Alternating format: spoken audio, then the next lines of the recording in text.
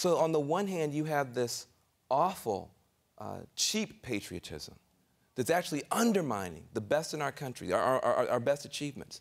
And then you have Citizens United, which has actually handed our government over to global corporations.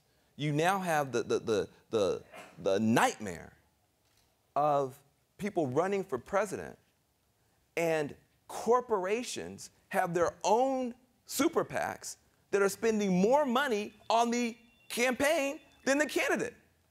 Think about that. You're running for president, and there's a corporate slush fund that has a bigger impact on your race than you do. That's not democracy. So now when you put these two things together, now this sense of helplessness and frustration, you put these things together. This is a big problem for us, folks, because our liberties are under threat.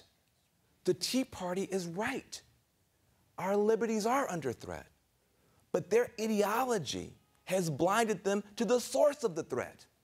You see, if you believe the lesson of the last century is, you believe in liberty and justice for all, okay? If all you care about is justice, last century's lesson, justice, but you don't care about individual liberty. You don't care about individual rights. You just believe in justice. You're going to impose justice. You get totalitarianism. That's the big lesson from the last century. You get excessive concentrations of government authority that crush individual liberty. But the new century is beginning to teach the complementary lesson. If all you care about is liberty, economic liberty, that's all you care about. Leave me alone. Let me have my individual economic liberty. And you care nothing about justice for all. You care nothing about the community. You deliver the country into a different kind of tyranny, corporate tyranny.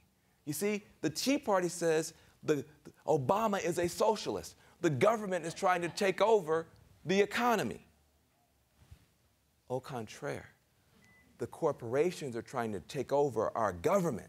That's the real threat. And this ideology of extreme negative libertarianism, not the kind you can admire, but this other new kind, this mutant kind, is actually blinding people and preventing us from defending our liberties. And the result is we are turning our economy over to global corporations with no response. We are turning our government over to global corporations with no response. And we, the people, have not stood up for our own country.